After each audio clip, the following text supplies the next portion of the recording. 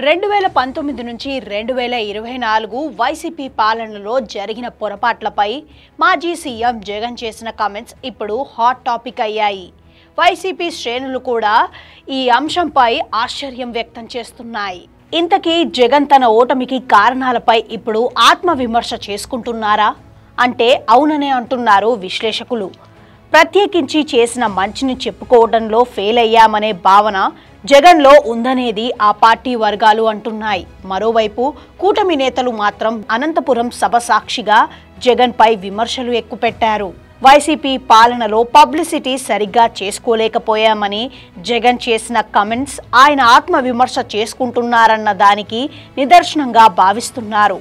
ప్రజలు మేలు చేసిన వ్యవహారాలను గట్టిగా పబ్లిసిటీ చేసుకోలేకపోయామని జగన్ అన్నారు. అయితే ఇప్పుడు ఈ వ్యవహారంపై వైసీపీలో ఆశ్చర్యం వేస్తోంది. దీనికి కారణమైన వారు జగన్ చుట్టూ కోటరీగా ఉన్నారు. మెడికల్ కాలేజీల వ్యవహారంలో వైసీపీ భారీగా ప్రచారం చేసుకోవడంలో ఫెయిల్ అయిందన్నట్లుగా జగన్ కామెంట్స్ వచ్చాయి.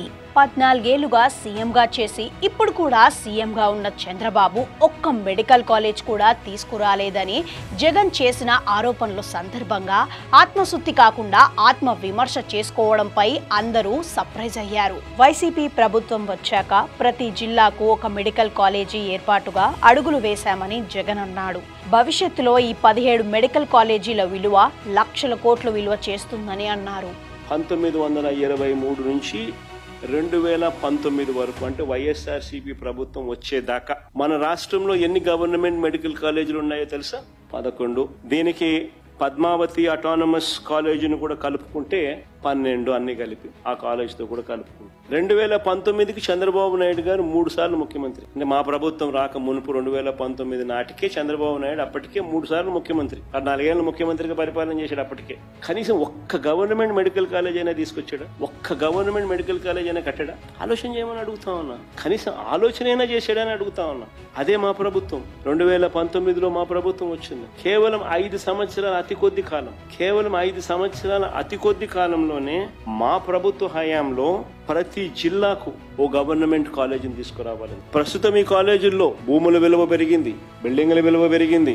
భవిష్యత్తులో ఈ 17 మెడికల్ కాలేజీల వాల్యూ 1,00,000 కోట్లు దాటుతుంది. ప్రస్తుతం మెడికల్ కాలేజీలన్నిటినీ చంద్రబాబు ప్రైవేట్ రంగానికి పప్పు బెల్లాలు లెక్కన కట్టబెడుతున్నారని జగన్ ఆరోపణలు చేశారు. వైసీపీ ప్రజలకు చేసింది ఎక్కువ, చెప్పుకుంది తక్కువ అని జగన్ తన అభిప్రాయాన్ని చెప్పారు. పైగా చేయంది చేశానని చెప్పుకోవడంలో చంద్రబాబు ముందుంటాడని ఆరోపణలు చేశారు.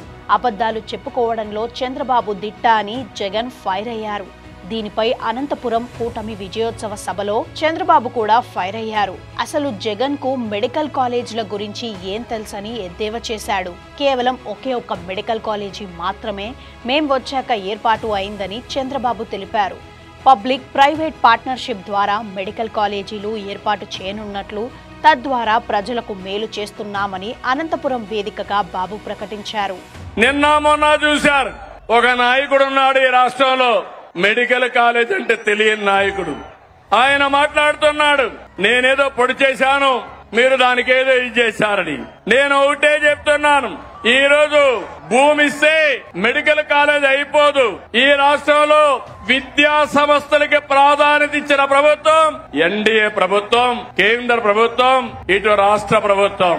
రాష్ట్రంలో మెడికల్ కాలేజీలు తెచ్చిన ప్రభుత్వం తెలుగుదేశం ప్రభుత్వం అవునా కాదా అని మిమ్మల్ని అడుగుతున్నాను.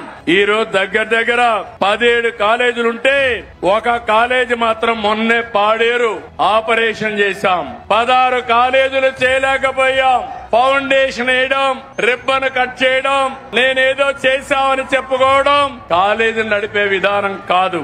అందుకే ఈ రోజు ఈ ప్రభుత్వం పీపీపీ విధానం తీసుకొచ్చాం.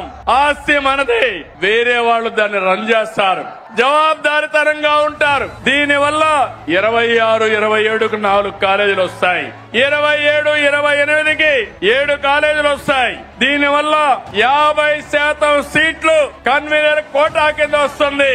అది అంత మును ఫీజుల కోసం పెట్టిన కాలేజీలు చూస్తే 42% వస్తాయి. వైసీపీ పాలనలో అమలు చేసిన అభివృద్ధి కార్యక్రమాలు ఆర్థికంగా, సామాజికంగా గణనీయమైన మార్పులు తీసుకొచ్చాయని, ఏనాడు రైతులు ఇలా రోడ్లెక్కలేదని జగన్ అన్నారు. ఇలాంటి విషయాలను ప్రజల దగ్గర PR చేసుకోలేకపోవడం తమ వైఫల్యమని జగన్ అన్నారు. తమ లోపాలను గుర్తించి భవిష్యత్తులో మరింత ఎఫెక్టివ్గా ప్రచారం చేసుకోవాల్సిన అవసరంపై జగన్ గుర్తించారని పార్టీ శ్రేణులు కూడా ఒప్పుకున్నాయి.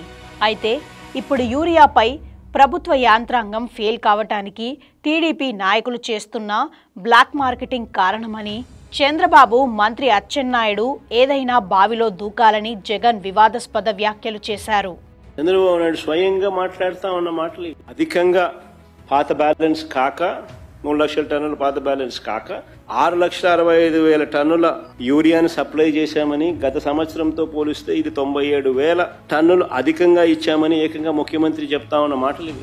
జగన్ కామెంట్స్ టీడీపీ నేతలను తాకింది. దీంతో ఒకరి తర్వాత ఒకరు జగన్ మీద కౌంటర్ అటాక్స్ చేయడం స్టార్ట్ చేశారు.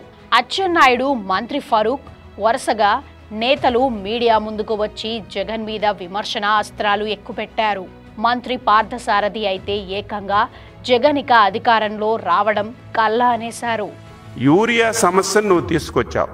ఈ దేశంలో కేంద్ర ప్రభుత్వం, అందులో ప్రధానమంత్రి గారు, దేశంలో యూరియా వాడకం చాలా ఎక్కువగా ఉంది, దీనివల్ల అనేక అనర్థాలు వస్తున్నాయి, క్యాన్సర్ వస్తుంది, దీన్ని తగ్గించాలని చెప్పి కేంద్ర ప్రభుత్వం ఒక ప్రకటన చేసింది. రైతుల్లో ఒక ఆందోళన వచ్చింది, యూరియా ఇక రాదేమో, యూరియా దొరకదేమో. దీనికి తోడు ఫేక్ పార్టీ, ఫేక్ న్యూస్, ఒక ఫేక్ పత్రిక, ఒక ఫేక్ టీవీ నిరంతరం యూరియా దొరకదని ప్రచారం ప్రారంభించింది. ఈ కారణాలన్నింటి వల్ల ఒక వారం రోజులు ఈ సమస్య ఏర్పడితే దీన్ని భూతద్దంలో చూపించి మా హయాంలో ఎవ్వరూ రోడ్డు మీదకి రాలేదు, ఈరోజు ఎన్డీఏ ప్రభుత్వం ఆధ్వర్యంలో చంద్రబాబు గారి నాయకత్వంలో యూరియా దొరకడం లేదు, రైతులు అల్లాడిపోతున్నారని నిస్సిగ్గుగా మాట్లాడుతున్నారు. వారు అధికారంలో రారు కాబట్టి, వచ్చే అవకాశాలు కనపడతలేదు కాబట్టి, అవకాశాలు లేవు కాబట్టి ఇటువంటి పరిస్థితి రపరపా నరుగుతాం, కనపడిన తొక్కేస్తాం అని చెప్పి ఈ భావజాలాన్ని ప్రదర్శిస్తున్న వైసీపీ గవర్నమెంట్ వస్తుందని చెప్పేసి మేము భావిస్తలేదు. మీరు వచ్చే పని లేదు, ఆ టెండర్ క్యాన్సిల్ చేసే పని లేదు. తప్పకుండా ఈ రోజు ఏదైతే ఈ ప్రభుత్వం అమలు చేస్తున్న విధానం ఏదైతే ఉందో రాష్ట్రానికి మేలు చేస్తుంది. రాష్ట్రానికి త్వరితగతిన మరి పేషెంట్స్ కానివ్వండి, లేకపోతే విద్యార్థులకు కానివ్వండి మేలు జరుగుతుందని చెప్పేసి మనం టీడీపీ నేతల విమర్శలు చేశారు. కానీ జగన్ ఒక రకంగా వారిని సబ్జెక్టులోకి లాగి ఇరుకును పెట్టారన్న విశ్లేషణలు వినిపిస్తున్నాయి. జగన్ రైతుల సమస్యలు ప్రస్తావిస్తూ వారిపై వ్యక్తిగత విమర్శలు చేశారు. అయితే జగన్ ప్రశ్నించిన యూరియా సంగతి అవతలకు పోయి వ్యక్తిగత కామెంట్స్ మీదనే చర్చ డైవర్ట్ అయిపోయింది. కానీ జగన్ పెట్టిన ప్రెస్ మీట్ అటు అధికార పక్షం కౌంటర్ చూశాక యూరియా విషయంలో తాము కష్టపడిందంతా బూడిద పాలైందనే కామెంట్స్ అధికార పక్షం కూటమి వైపు నుంచి వస్తున్నాయని విశ్లేషకులు అంటున్నారు.